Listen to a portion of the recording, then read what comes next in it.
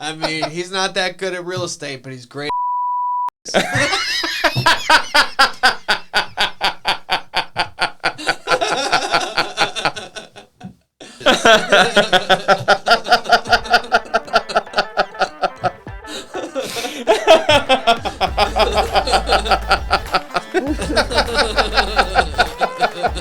I'm sweating right now. Oh my god, that's great. When I see Bo get a little uncomfortable, I really like to push it. Yeah, I know the feeling.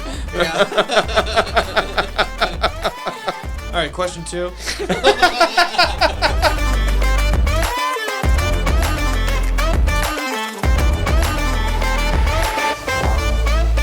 Well, Cheers. here's to the next episode of Commercially Speaking. I think this is the first time we've had bourbon on the It is. cast. Really? Yeah. It's been So in here. it's me. Yeah, we saved it for you. Yeah. Yeah, man. I'm a bad influence. For top producer Todd Humphreys. Yes, a shot for top Well. producer Todd Humphreys. Mm. Oh, that's good. You don't remember what whiskey you put in there? I was thinking it was Woodford, but that doesn't taste like Woodford. No. There's not much of a bite to it, though. No, it's pretty smooth. No, it's smooth. I'm getting a little caramel. Oh, kind of soon. I'm so faking this. I don't Well, have a clue look, what it is. you can always say caramel, vanilla, Notes oak. of It's oaky. leather. Okay, You know, yeah. they're all oaky. That's the whole thing. Kind of tastes like it was aged in a barrel. Yeah. I smell a little dirt. I didn't wash my That's because I hands. didn't wash the cup, the glass. Oh, yeah, that's the glass I'm smelling. All right. Well, welcome to Commercially Speaking. I'm Timmy Barron, ADHD. And I'm Bo Barron, CCIM. This is a podcast where Bo teaches me everything about commercial real estate and more. And today we have a special guest. Who? Well, it's someone who has been referenced on many, many episodes. And finally, we've got top producer Todd Humphreys. Top producer Todd Humphreys. Woo! Thank you. Yeah, you're welcome. So, welcome to the show. Yeah. I'm glad to be here. Yeah, the audience has been asking for you to see your face for so long. They didn't think I existed, did they? No, they thought it was all made up. That Yeah, Bo, just a fiction of our imagination. But we went all the way down the hall Yeah. and grabbed you. And, did. Speaking of the audience, just real quick before we jump in, our numbers on the podcast are growing. Yeah. And growing a lot. It feels like we got some momentum. And so I just want to thank all of you, all the listeners, for listening, engaging, reaching out to us. And please leave a review on Apple Podcasts. It costs nothing, but it helps out so much. We want to keep this momentum going. So thank you. And I got a lot of shout outs that we can save to the end. So Todd doesn't have to sit through those. But yeah, I mean, you're welcome to if you'd like to. Sure. All right, cool. Yeah. What's up? Well, look, over the last 60 plus episodes, we've told a lot of stories. We've talked about top producer Todd Humphreys many times. I don't know how we coined. I think I said that one time, and then you just did it every time after that with the voice inflection going up at the end. Yeah. Which I can't mimic very well. And he's got stories. Oh yeah. Yeah, so I thought we'd ask him things like, let's hear about some times where people didn't listen to you and did stupid, or some mistakes folks have made, or maybe some of the times that you've prevented someone from driving into a ditch, metaphorically speaking. Because look, I've known you for years. You've coached my kids in Little League baseball. Like, we've gone to church together forever, but Timmy doesn't know you that well. I don't. So and I think our listeners don't know you that well. That's right. I do think our first piece of merch will probably be top producer Todd Humphreys. I mean, that will be, I think. Yeah. And the caricature, I saw a drawing one time that I liked. So, Oh, Yeah. yeah, In totally. I in did the conference room, yeah. I did picture that. Oh, Yeah. yeah, that could have been me. It wasn't me. It wasn't a stick figure, so. Well, if we could start kind of at the beginning in the sense of when you started in commercial real estate, is that what you always wanted to do? And then I'm just curious about what made the move to Barron Commercial Group?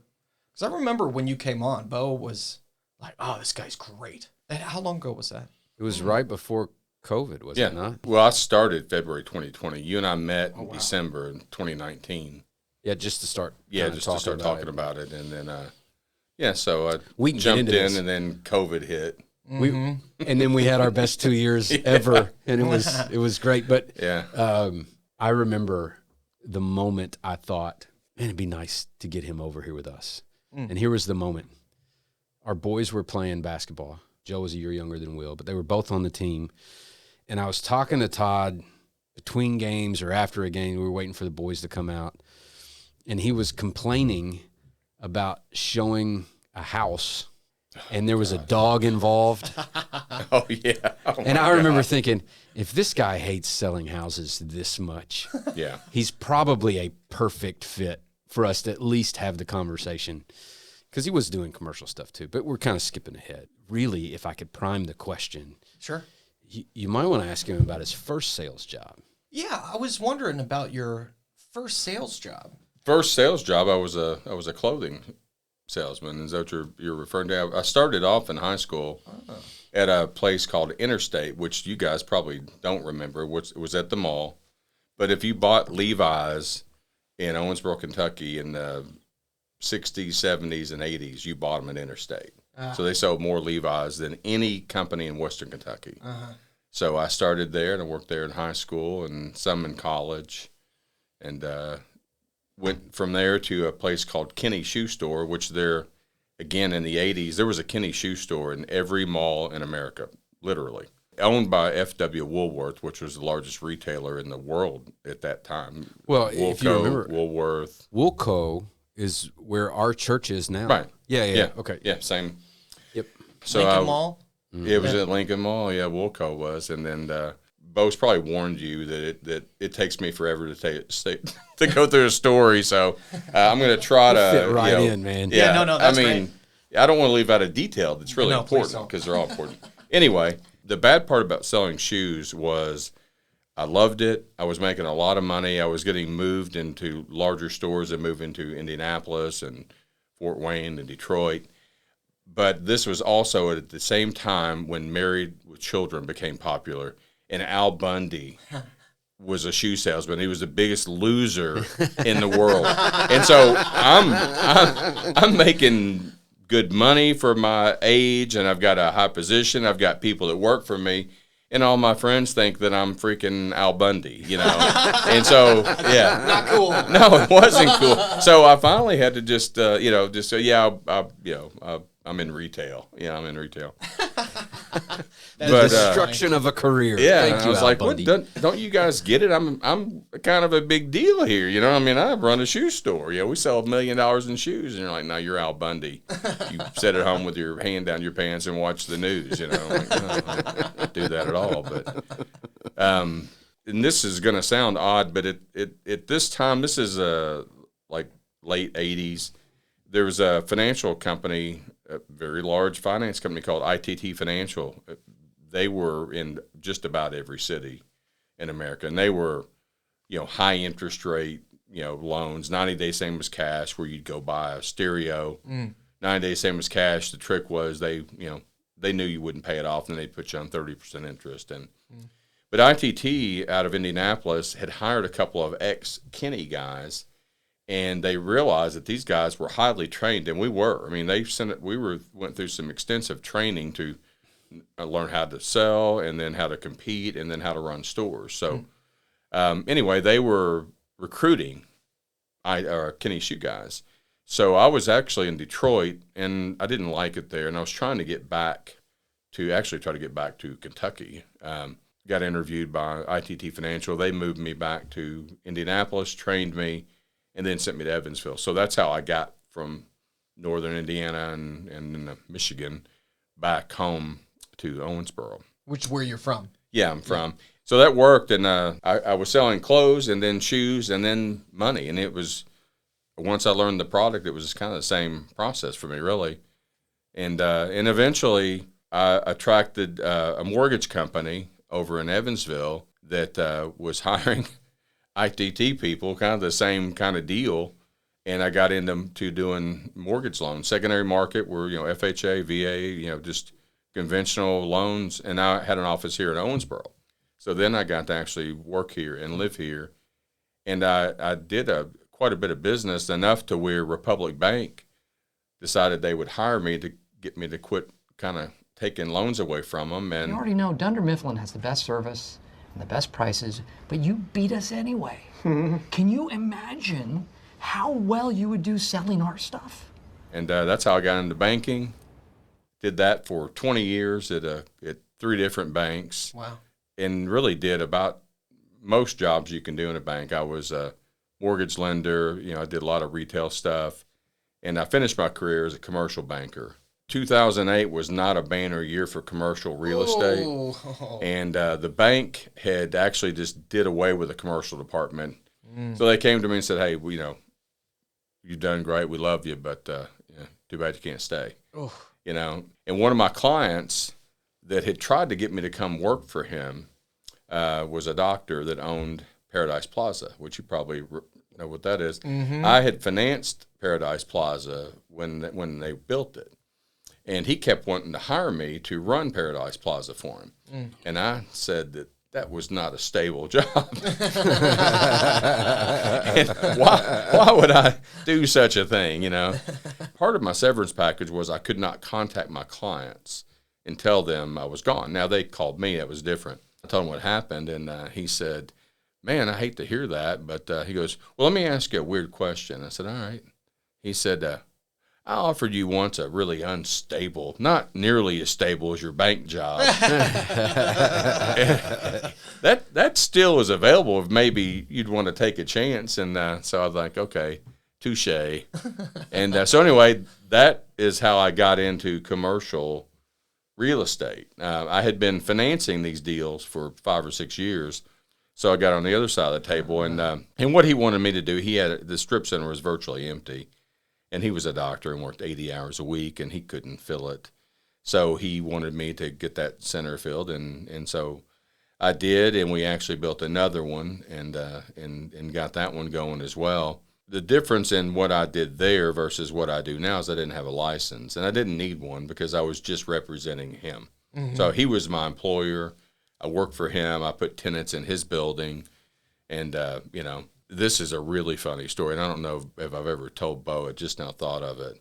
Nice. Yeah. But this property he owned was out on Highway 54, which was just really starting to pop at this time, 2009. He had an option on a piece of land that's a corner of 54 and Fairview Drive, which right now is where Five Guys is. So he was going to buy that lot. And so we put a sign up on it, and we're trying to market it. Well, I get a call one day from this guy, and he says, hey, I saw that sign you got up out there. And I said, yeah. And he said, well, what are you trying to do with it? And I said, well, we'd like to, we'd sell it. And he said, do you have a license to do that? And I said, well, no, I don't need one. And he said, well, yeah, you do. He said, that's not your property. So, you're going to have a license. And I said, well, Bill Barron, which is the guy called me. I have heard that story from the other side. You need to mind your own business. But the way it works. If anybody is wondering who Bill Barron is, you can watch this episode right here. But the way that works is you can sell your house for sale by owner. You don't need a license to sell your house. Right. You can't sell my house unless you have a license. Watch me. Watch me. Are you going to get a call from Bill Barron if you try that? Another one. But if you're an employee of the owner, you can play that role of essentially a broker. If you're in the capacity of an employee, like an actual W-2 employee of the owner. Oh, I see. Yeah. Right. And so that was the role he was playing for this gentleman. And so, yeah, it looked like he needed one. Because look, if you're on the outside and you go, okay, see that sign, don't know that he's a licensed agent, look up the property, he doesn't own it. Yeah. then you would naturally draw the conclusion that Yeah. that he's practicing without a license. But in There this should case, be mine. what does this guy have a sign up where my sign should be? Right, right. Yeah. So, I mean, and it was certainly cordial. And I like Bill, so it wasn't, but it was funny to me because I remember thinking, well, what do you care what I'm doing? But, then at some point when I got on this side of the desk, having a license, I get it every day, Right. But anyway, it was just funny that he was the one that called on that. In fact, once we get through with this story, make sure he tells you the story of the guy who's practicing without a license. Yeah, okay.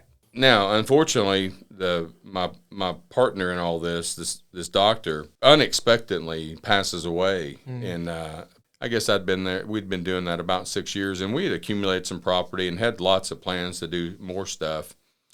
But he passed away, and then I knew that things were going to change for me at some point. And people had called me occasionally and said, "Hey, can you get me a tenant?" And I'd say, "No, I don't have a license. I can't." I got my license, and it didn't take very long to get. And then I needed to find a place to put it. Just so we don't leave Timmy in the dust here. Yeah.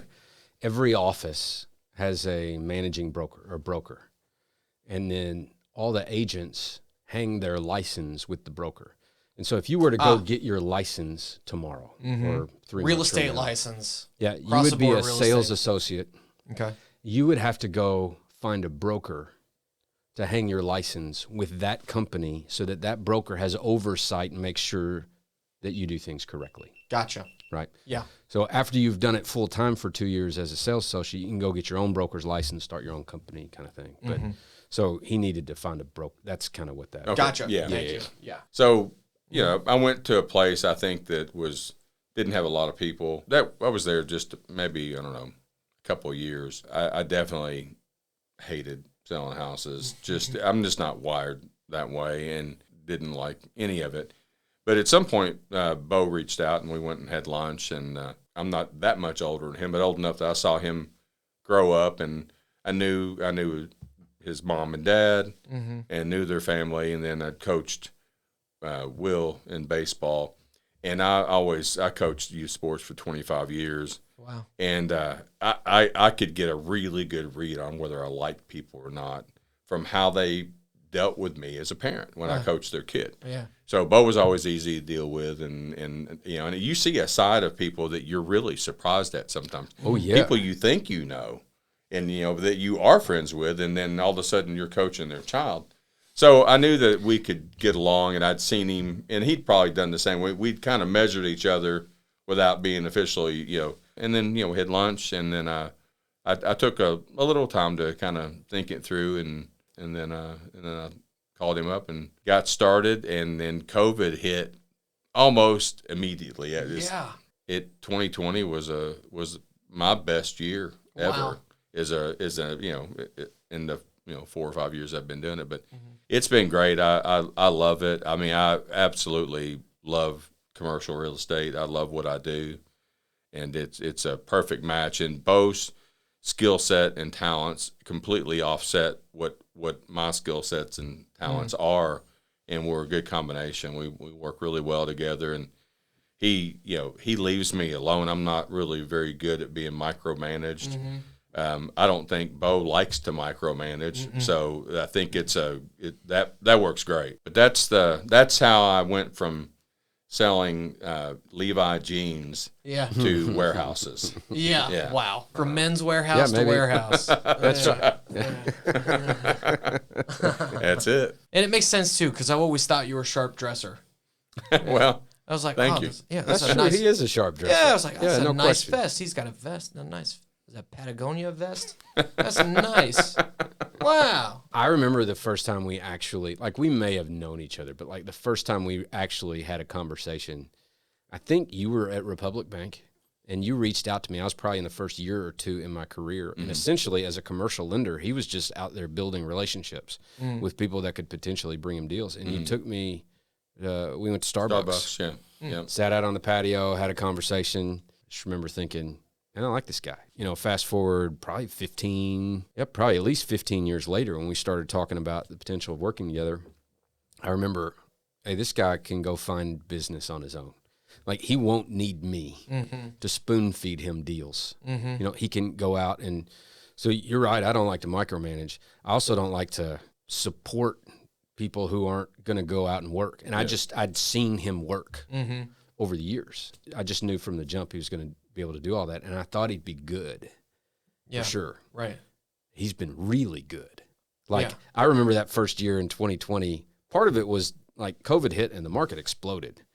And it did in 2021 too. And even in 2022, like it was kind of like highway brokerage where you just stand in the road, you get run over by a deal kind of thing.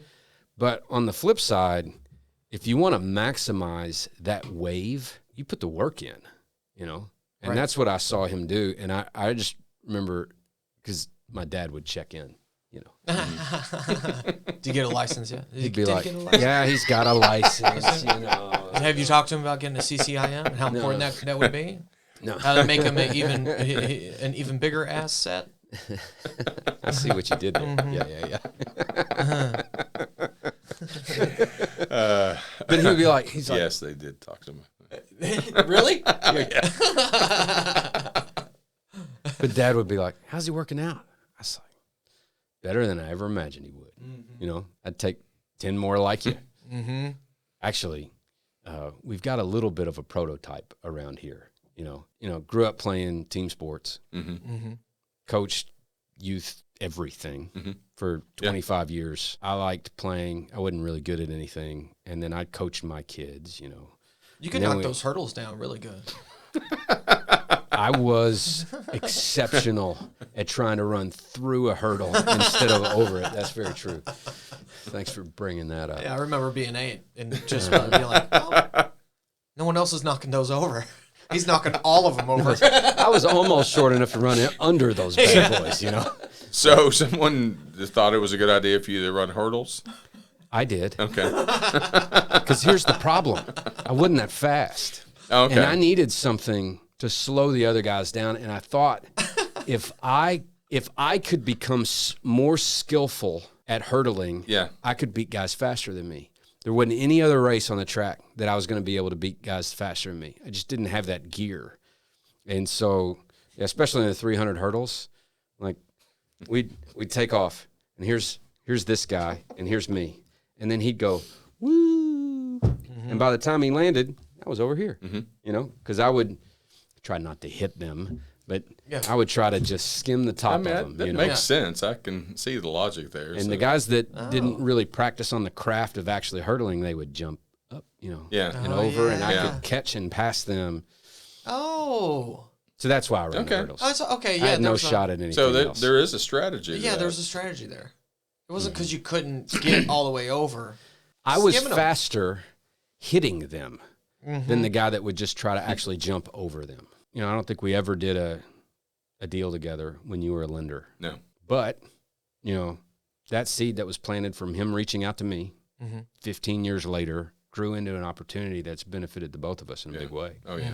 And as soon as I knew, all right, I can pretty much kick him anything. Like now, like I'd try not to do any deals.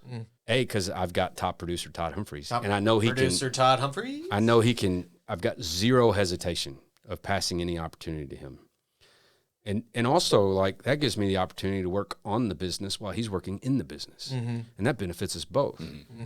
So it's been a real nice thing. And as we bring on some other guys, that's where I was going before. You know, we got a football coach. Got a basketball coach I'm working on, got a softball coach I'm working on. And these are the people that have coached my kids. I get to know them. And the team sport aspect really, really translates to commercial real estate. Wow. Probably to a lot of things, but I just basically know commercial real estate. Sure. And it really seems to translate well. Yeah. Everybody I've hired out of the military and brought on has actually been an epic fail. Oh, really? Oh, yeah. It's been that has not translated so well, but like team sports, coaching, growing up in it, whatever, man, that seems to have really, really worked out. I mean, people that played sports, it doesn't matter whether they were good or not. No, and that's one of the things I always told parents is that you're getting too concerned about how good your kid is. This is stuff they're going to use the rest of their life. Being on a team, getting knocked down and learn how to get back up, having success together, failing, and working together to accomplish something. And no matter, and we all know, we all have stories probably, but even if you weren't good at sports, you did something at some point that you're really proud of that you remember forever. But I think that companies that understand that are, when they're looking at resumes, they should look at people that played. And I think, probably the higher level you play, the more you're getting. I mean, the kind of discipline that's involved. My son plays college football right now, and to see what these guys go through, it's and whether it's football or baseball or whatever it is, they go through a lot. They're very disciplined, and that should translate to a good employee at some point. Mm-hmm. Well, I did marching band. Yeah. Well, it's the same. I mean, it really is. I mean, it's very similar. Yeah. You played basketball too, didn't you? For Heritage Christian School? Well, yeah, middle school. Yeah. Yeah. I got an award. Most rebounds? That was in upward. I got most rebounds. Okay. But it was because I was a year ahead of everybody. Like, I'm hitting a growth spurt before these other kids, Mm-hmm. The best year of my life.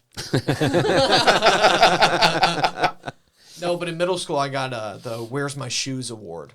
Because on away games, I'd either forget to bring my shoes or I'd leave them there. I believe that. Yeah. In high school, I did 1 day of cross country because band was not cool, and Dad said you gotta pick something. I was like, cross country. I did that for 1 day, and I was like, straight back to band. Straight back to band. Yeah, it's not fun. Yeah. All right. Well, I got a question. Well, okay. Cool. What do you feel, or what comes to mind when I say CCIM for you? I think we get business because this guy and his dad are CCIM. So I'm really glad that somebody at this company has done that. Mm-hmm. I'm glad it wasn't me. Mm-hmm. I think if we could do that online, I'd probably do it then. But I'm just laser focused on doing deals right now. Mm-hmm. And I if I was 25 and I was getting in this business, I would do that. Mm-hmm. At 60, I'm not. Yeah. Yeah. No, I get that vibe from you. I get that vibe. Like, you're very happy where you're at. I like learning, and I'm constantly learning things, and I can get access to all the information. But that's when I see how much time Bo is gone teaching these classes, mm-hmm. and you're gone for, you do it a week at a time, and I don't know how long it takes. I remember we talked about this when I first came in, and he kind of said that this is how long it would take to do that. It'd be really good if you did, but it's up to you whether you want to do it or not. I just don't think that there would be a payoff at this point in my career if I were to do that. Mm-hmm. You can take them online. You can? You can. Yeah, I didn't know that. For the listeners out there, yeah. There's business we get every year because there is a CCIM guy out there that has a client in Owensboro looking for something. And they're not going to deal, or if they don't have to, they're not going to call an agent that sells houses. Well, even more than that, they don't want to come here. Yeah, they're not coming here at all, right? And so if they're going to trust somebody to partner with, that's who they're going to deal with. Sure. Now, if there wasn't any in town, then they would have no choice. Mm-hmm. But these two guys are the only ones in Owensboro that have that designation, and I don't see anybody else.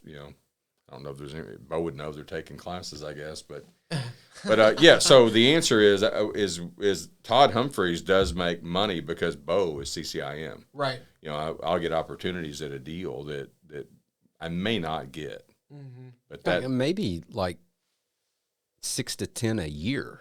Yeah. Wow. Well, the biggest deal we've done this year was absolutely because of that. Oh yeah. To our clients, the people who hire us to sell their property, that if they really understood that, it'd be another reason why they wouldn't hire anybody else. I don't ever know why they hire anybody anyway other than us. But just that opens up a category that a lot of these guys don't have access to. Mm. The average person has no idea what CCIM is, and sure. They see these letters, and a lot of people have those behind names, and they don't know one from the other. So Timmy does. Yeah. ADHD. ADHD. Well, I do want to hear the story about the run-in you had with a guy that didn't have a license. That didn't have a license. I don't know if I do or not. A young fella. Oh. Yes. So we will remove the names to protect the guilty.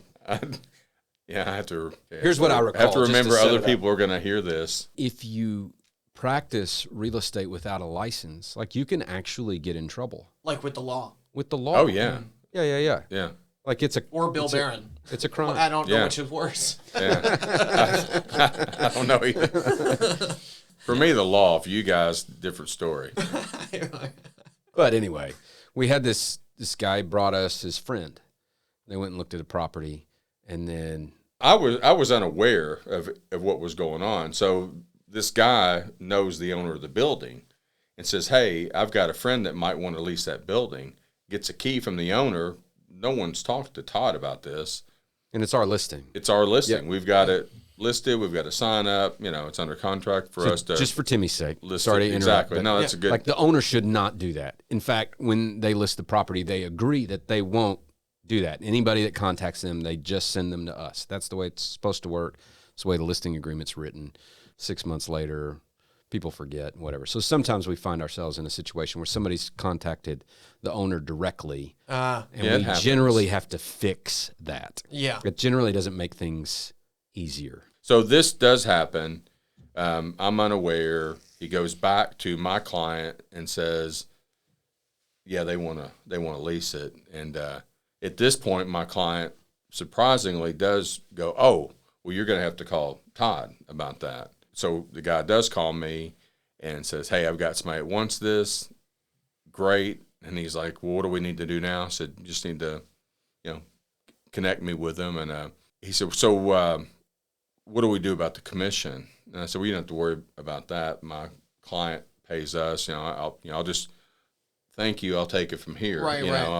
I'll do my job." Like you didn't realize what he was asking. No, I didn't Yeah, yeah. realize because why would I? This guy, doesn't have a license, doesn't, have anything to do with real estate. And he said, "Well, whatever the fee was," he said, "so basically I'll get half and you'll get half."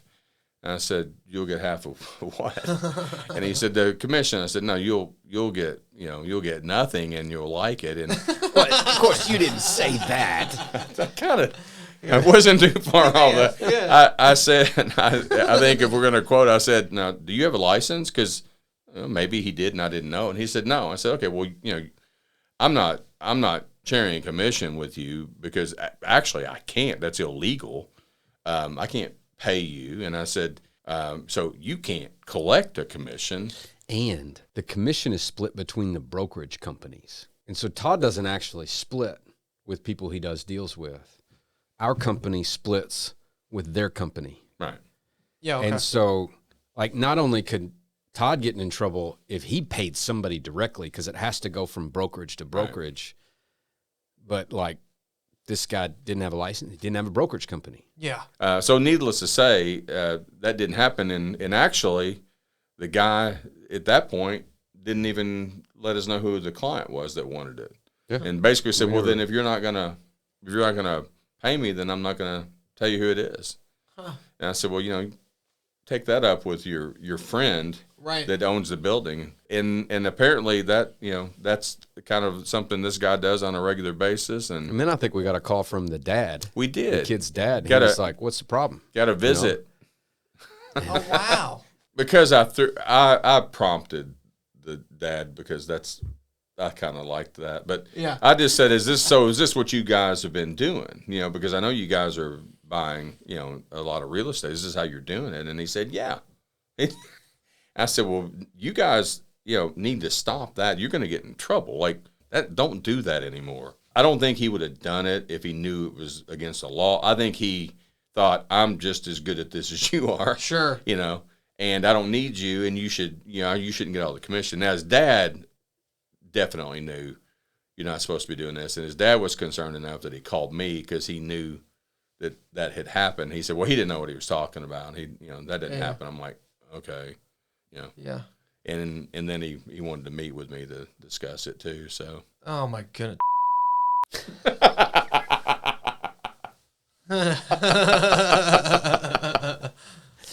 Oh man.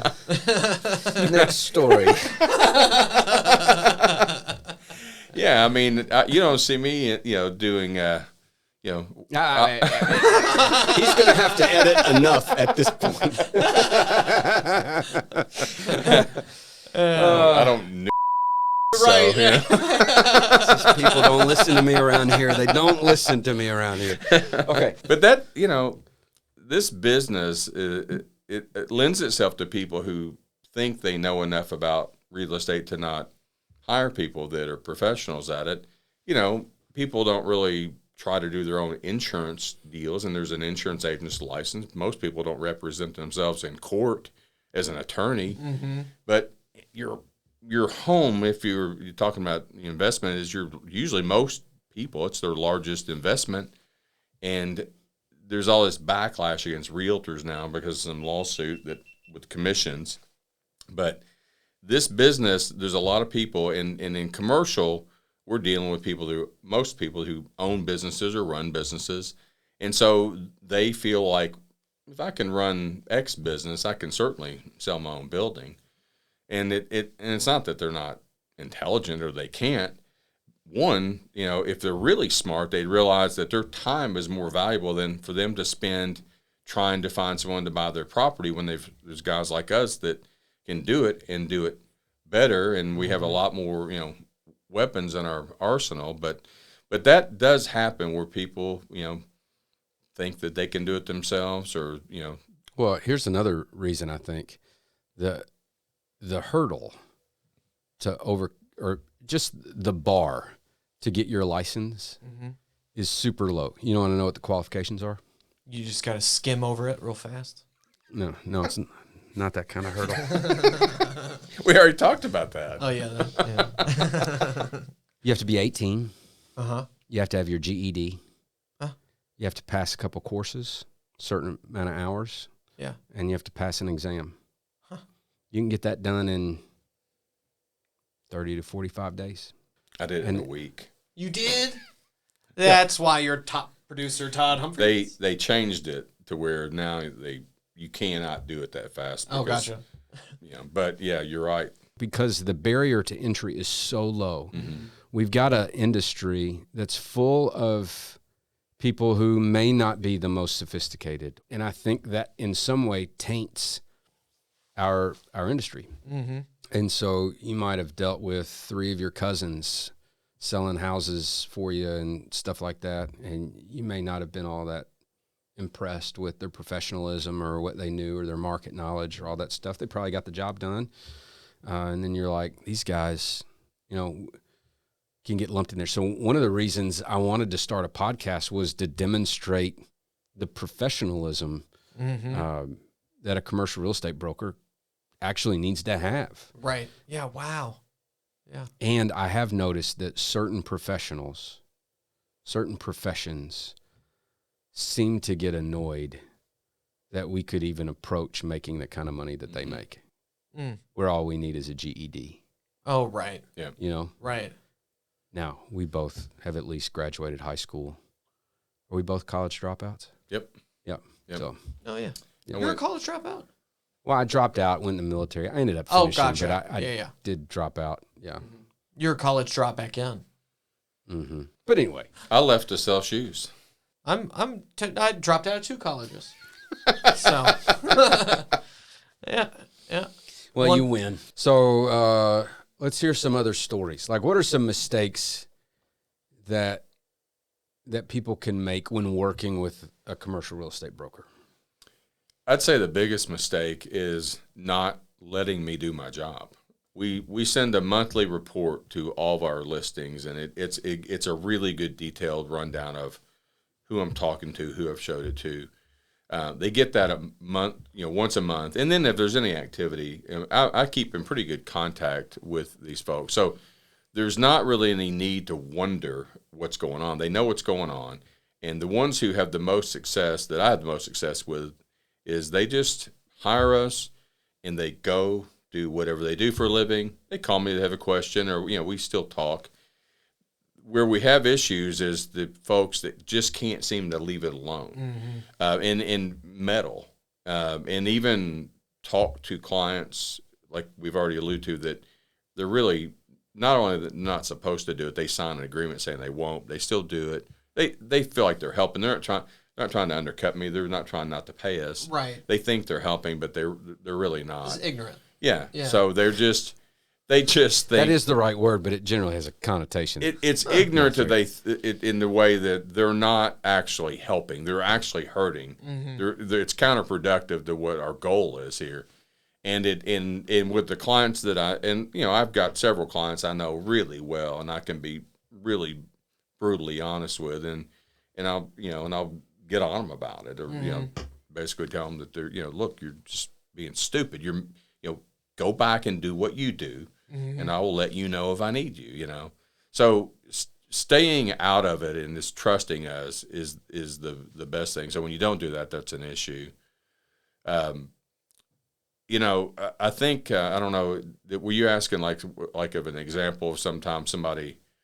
Well, I know up a deal. Just another story in terms of like clients not just funneling everything to us after they've hired us is Todd went to show a property one time, and there was another broker showing that property to somebody else at the same time. That broker, and this is a big no-no, by the way. Oh, yeah. The other broker went to our client.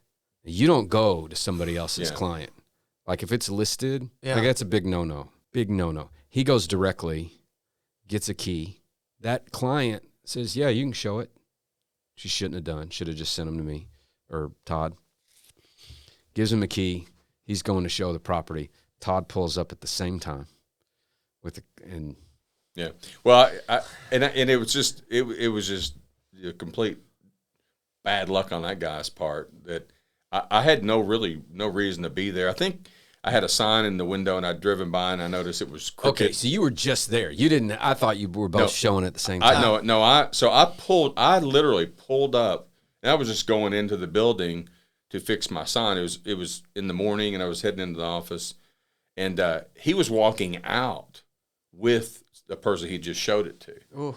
And I never got out of my car. Of course, he saw me, and he kind of said his goodbyes, and then he walked over and rolled my window down, and chaos ensued. It didn't. He was actually more angry than I was, which was really funny to me. So he was obviously very defensive and knew he'd just been busted. Yeah. And there's actually like pretty large fines like that could be levied on a licensed agent that does that. Yeah. So I think he was probably panicking a little bit. Sure. And uncharacteristically for me, I wasn't really saying much. I was just letting him talk because he just kept going. Right. He insulted me a few times actually, and I was just taking it all in, thinking this is really odd. Yeah. That you're the one that's pissed here. Yeah. So I got a call from Todd right after that. Yeah. Let me tell you what happened. Okay. And I hung up the phone. Then I get a call from the other guy. They both kind of gave me their versions of the story right away. Yeah, the characteristics of a top producer, I'm learning. Well, look, well networked. And here's you got a guy who's been in sales his entire life.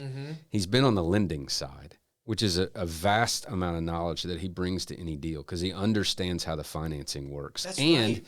has a huge network in that space that benefits the people who choose to work with Todd. Right. So even when you go into that place, like once you have the deal agreed upon and it goes under contract, not even close to being done yet. Right. You have to navigate that closing process, which most of the time has a financing component to it. And the whole way, you got somebody who's fairly relentless. You can tell by just how he talks, how assertive he is. Right. Which means doesn't take no for an answer very well. He's going to figure out a way to get things done. And he's got a tremendous amount of people that he can call on to help get the deal done. Right. And it's just a service to all his clients. And so yeah, Characteristics of not top just producer. a GED with a license over here. That's right. Yeah. And you got a great voice for radio. Yeah, he does. It's good. It's a booming, good voice. Like I want to hear Welcome to This Week in Sports with Todd Humphreys. I'll tell you what I used to do. Oh, I thought you were totally going to give him what he asked for. No, You got that look on your face. He's getting and there. I thought he was I'm going gonna to, go but I right. can't do it just straight off. Yeah. So He's gonna tell some details for it. in 12, 13 years ago, me and another guy in town started a youth football league. So KFL, I don't know if you, so Kids Football League, that was actually, Travis Cheney and I started that league.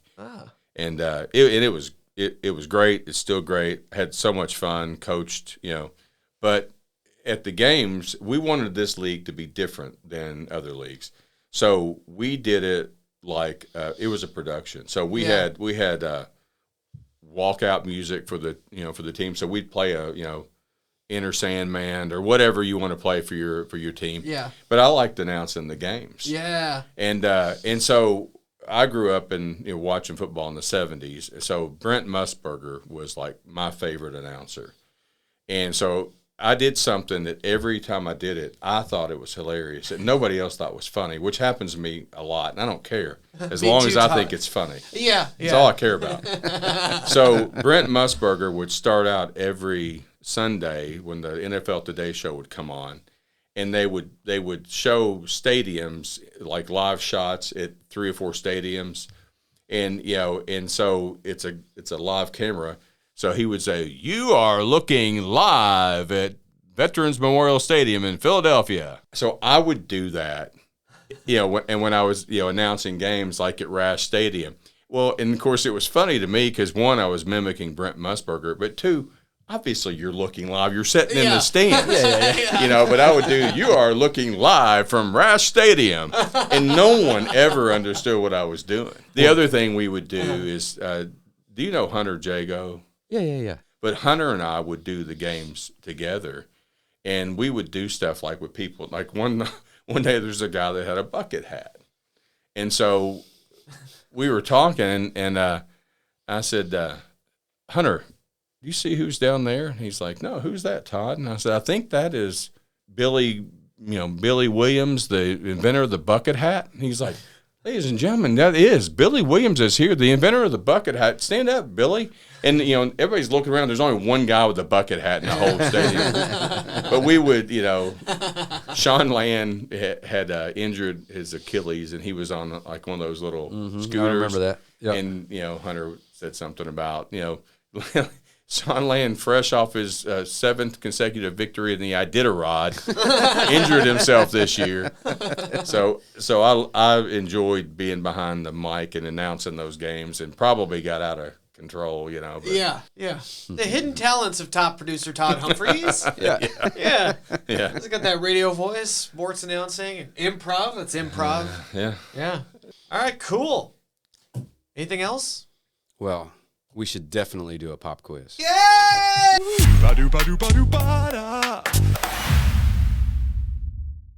So here's how this works. Okay. You and I are going to ask Timmy questions, and you can ask him anything you want about commercial real estate or anything else. But we'll alternate questions. We'll ask him 5. We'll see how he does. And as our guest, you get to go first.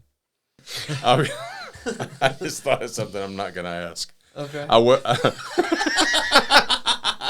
was going to say, who was the we were talking about earlier? Oh, yeah.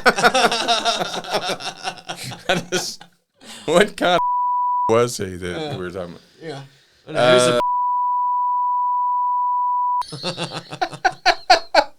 And it's some or something.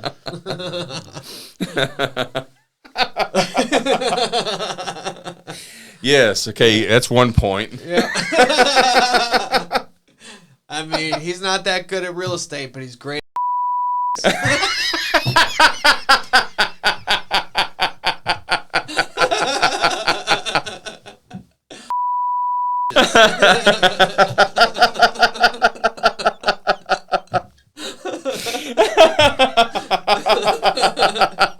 would be a good time to talk about our Patreon, where you can sign up for an unedited. I should have said that instead of I'm not bullshit. Yeah. So I'm trying to go around fixing. Yeah. I'm sweating right now. Oh my God, that's great. Listen. So when I see Bo get a little uncomfortable, I really like to push it. Yeah, I know the feeling. Yeah. All right, question 2.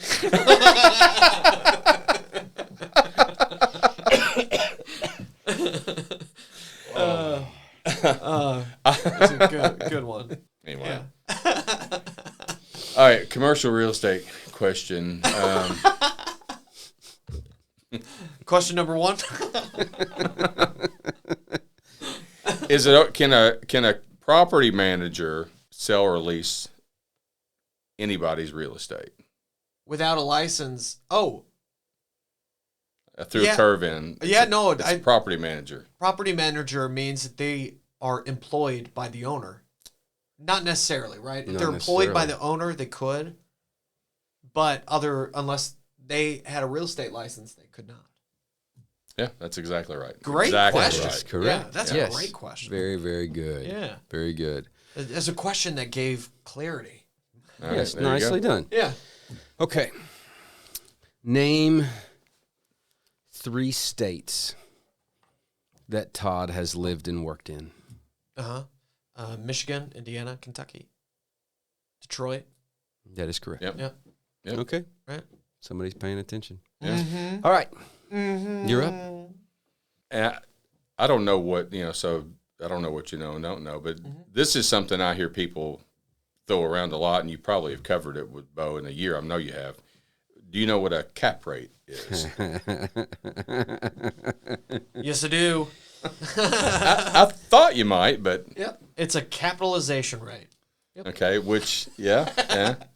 Do you happen to remember the equation? Right. That's what For I was a trying cap to think of. Would value be a part of the equation? Mm-hmm. Okay. And that would be the numerator underneath. Well, it depends on what you're solving for. If you're solving for value, Right. then you've got 2 things. Right. Something's going to be the numerator. Something's going to be the denominator. Right. So if you're solving for value, the cap rate would be the numerator. Or, Yeah. all right, the cap rate's definitely not the numerator. Oh yeah, cap rate's a denominator. You divide it by the cap rate. You divide the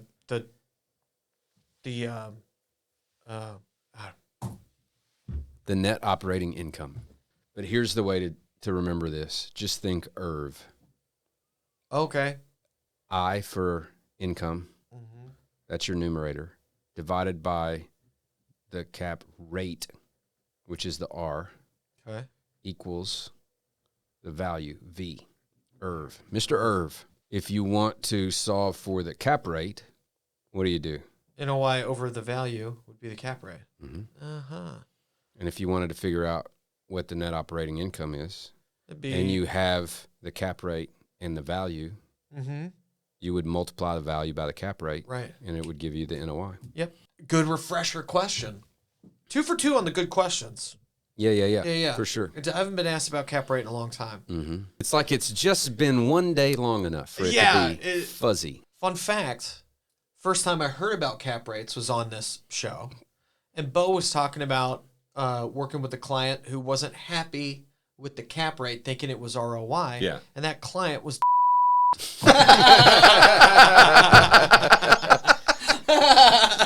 All right, question 4. Name 2 of the mistakes that Todd mentioned that clients may make or should avoid when working with a commercial real estate broker. one of them is meddling too much or at all, right? Not trusting really not letting the broker do the job, right? Okay. Jumping in to try to help, and doesn't that pretty much cover it all?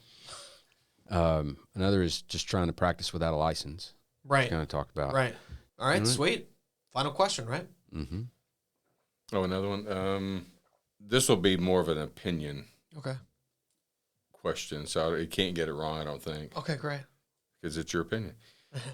I'll tell him if he's wrong. Is it beneficial for a commercial agent to have background in another form of sales, retail sales, for example? Do you think retail sales can be a benefit to a commercial real estate agent. Well, I think since I know you, and especially after this conversation, my opinion would be absolutely. Okay. That's correct. Hey, baby.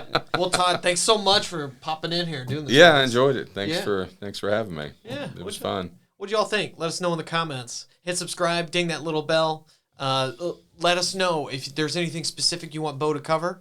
Let us know in the comments as well. Leave us a review on Apple Podcasts. Thanks for listening. Oh, we got shout-outs, though. Let's do some shout-outs. Todd Ready? wants to hear. Yeah. All right, here we go. So from the episode, The Mindset of an Investor, where Bo kind of walks through the tiers of investing, which you can watch right here.